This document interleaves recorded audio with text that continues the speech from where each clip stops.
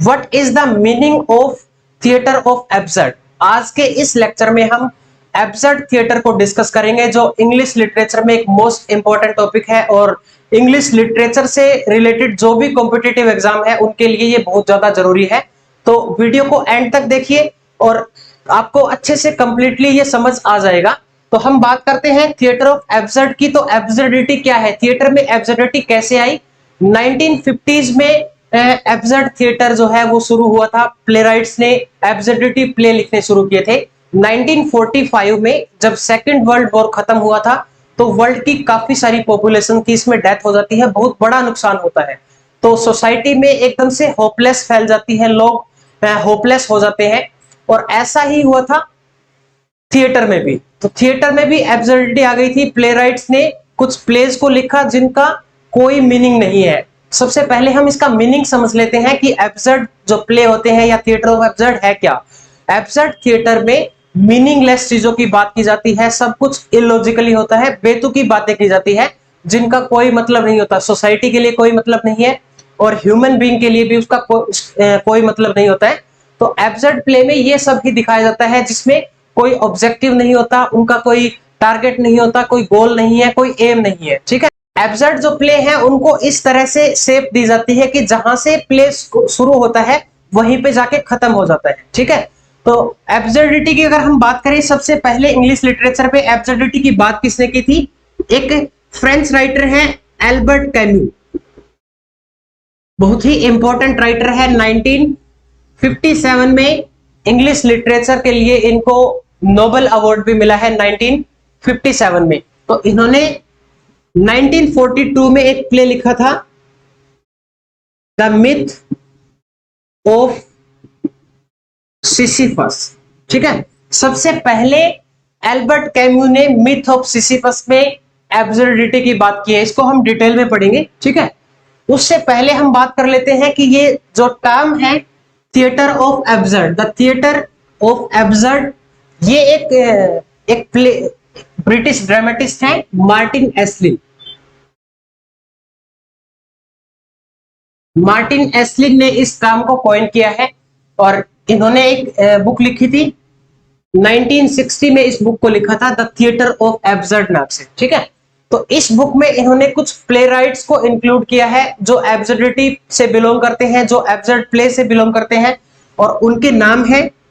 4 play rights को include किया था, बाद में एक और प्ले राइट को इंक्लूड किया गया, उसका भी नाम मैं यहाँ पे लिख दूंगा। तो सबसे पहले है सैमुअल बेकेट, इसको आप बहुत अच्छे से जानते होंगे, वेटिंग फॉर गोडोट लिखा है, मोस्ट इंपॉर्टेंट है। उसके बाद है जीन जेनेट, देन आर्थर एडमोव और एक है यूजीन लोनेस्को, ठीक है। सबसे पहले इन 4 को इंक्लूड किया, बाद में एक 5th प्लेराइट को भी इसमें इंक्लूड किया, Harold painter. You must remember these 5 names. तो एल्बर्ट कैम्यू को इसमें मार्टिन एस्लिन ने इंक्लूड नहीं किया है, ये बात भी ध्यान रखना अच्छे से। और एल्बर्ट कैम्यू तो बहुत ज्यादा इंपॉर्टेंट है, सबसे ज्यादा इंपॉर्टेंट यही एक राइटर है, ये एल्बर्ट कैम्यू और सैमुअल बेकेट। तो अब हम वापस आते हैं एल्बर्ट कैम्यू के मिथ ऑफ सिसिफस पे। तो इन्होंने ये जो प्ले लिखा था मिथ ऑफ सिसिफस, सबसे पहले इस प्ले में ही एब्सर्डिटी की बात की गई है। इसमें ये जो कैरेक्टर होता है ग्रीक माइथोलॉजी से लिया गया है, ये सिसिफस। इसमें सिसिफस को एक पनिशमेंट दी जाती है, गॉड होता है जियस, जियस गॉड के द्वारा इसको पनिश किया जाता है। और क्यों पनिश किया जाता है, क्योंकि गॉड जियस ने एक लड़की थी ओजिना,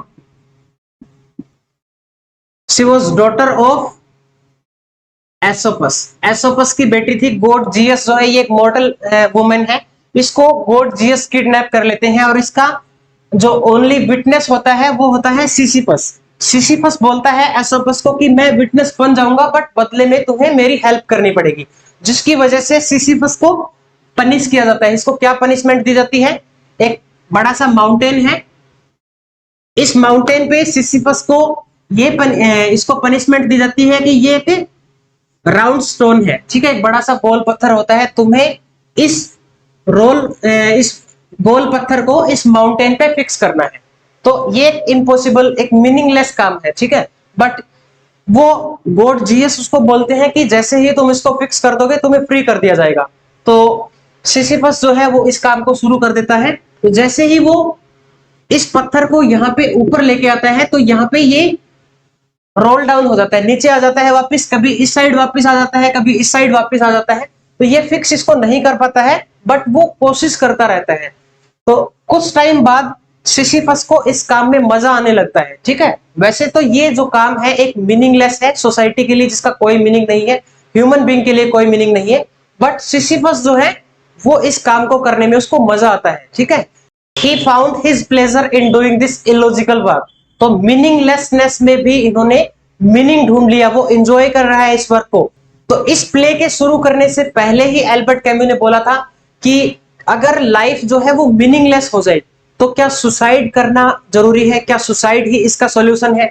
उसने बोला है कि हम मीनिंगलेस चीजों में भी अपना मीनिंग ढूंढ सकते हैं। So it can be a good inspiration for all of us, ठीक है। तो ये एक अच्छी इंस्पिरेशन हमारे लिए हो सकती है कि मीनिंगलेस चीजों में भी, जैसे कि सिसिफस से इंस्पिरेशन हम ले सकते हैं कि मीनिंगलेस चीजों में भी उसने मीनिंग ढूंढ लिया था। दूसरा जो प्ले है इन्होंने लिखा था द आउटसाइडर। इसको पहले फ्रेंच में लिखा गया था, आउटसाइडर जो है ये इंग्लिश टाइटल है,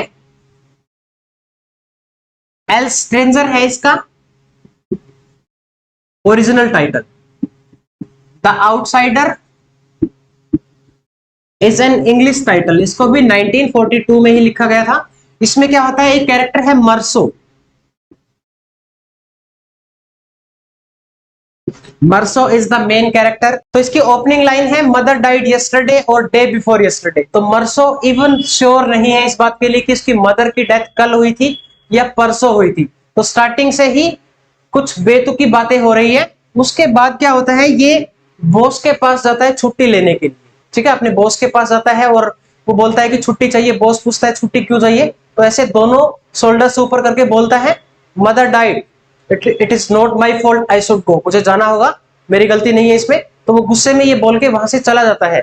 और जैसे ही वो ओल्ड एज हाउस में जहां पे उसकी मदर की डेथ होती है, वो जैसे ही वहां पे जाता है, कॉफिन पड़ा होता है नीचे और बहुत सारी बूढ़ी औरतें होती है, काफी सारी, ठीक है। तो वो रो रही होती है।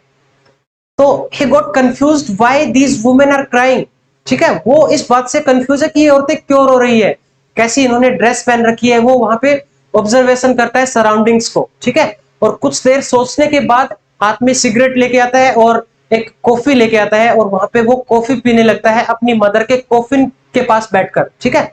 और फ्यूनरल होने के बाद नेक्स्ट डे ही वो अपनी गर्लफ्रेंड के साथ घूमने चला जाता है, स्विमिंग करते हैं, मूवी देखते हैं, इवन दे शॉपिंग करते हैं। मदर की डेथ के नेक्स्ट डे ही वो ये सब करते हैं। और जैसे ही वो घर आता है तो कुछ टाइम बाद उसका एक फ्रेंड है रेमंड।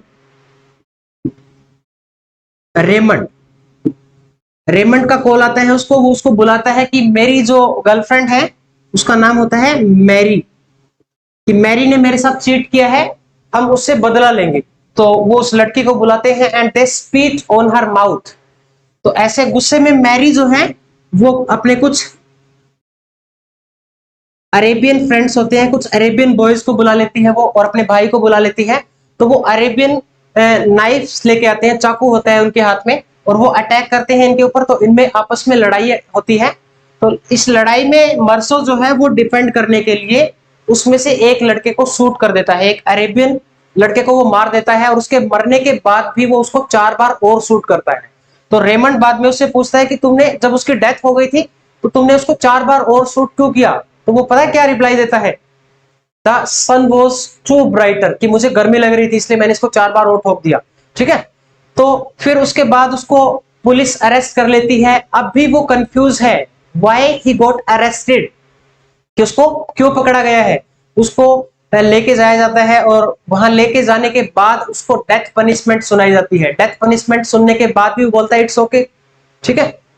तो फिर भी वो सोचता है कि मुझे ये सब क्यों देखना पड़ रहा है, मैं ये क्या देख रहा हूं। तो उसको हैंग करने से पहले वहां पे एक प्रिस्ट आता है। प्रिस्ट उसको बोलता है लेट्स प्रे टुगेदर, कि चलो प्रे करते हैं, भगवान से दुआ करते हैं। तो वो ये सब करने के लिए मना कर देता है। वो बोलता है कि मुझे ये सब फील नहीं होता है तो मैं क्यों करूं, मुझे कोई मतलब नहीं है इन चीजों से। This is called absurdity. Mother की कॉफिन के पास बैठ के सिगरेट पी रहा है, कॉफी पी रहा है, ठीक है। फ्यूनरल के अगले दिन ही वो अपनी गर्लफ्रेंड के साथ शॉपिंग कर रहा है, घूमने जा रहा है, और जब उसको डेथ पनिशमेंट दी जाती है तब भी बोलता है ओके, इस चीज का भी कोई मतलब नहीं बनता। तो ये होती है absurdity. This is called absurd play. So I hope कि आपको अच्छे से ये टॉपिक समझ आ गया होगा। और एक बार मैं फिर से रिपीट करना चाहूंगा, मोस्ट इंपोर्टेंट राइटर है एल्बर्ट कैम्यू, और सैमुअल बेकेट का एक वर्क है वेटिंग फॉर गोडोट। कोई भी एग्जाम की आप प्रिपरेशन कर रहे हैं, चाहे वो नेट का एग्जाम हो, गेट का एग्जाम हो, या कोई भी सेट एग्जाम हो, तो एब्सर्ड प्ले के इन राइटर्स को पढ़ना बहुत ज्यादा जरूरी है। पेपर में डायरेक्ट इनसे क्वेश्चंस पूछे जाते हैं। So this is all about today. I hope कि वीडियो आपको अच्छी लगी होगी। तो अगर आपको वीडियो अच्छी लगी हो तो आप हमारी वीडियो को लाइक कर सकते हैं, चैनल को भी सब्सक्राइब कर सकते हैं, ताकि आने वाली वीडियो की नोटिफिकेशन आपको मिलती रहे। So see you in the next lecture. Thank you.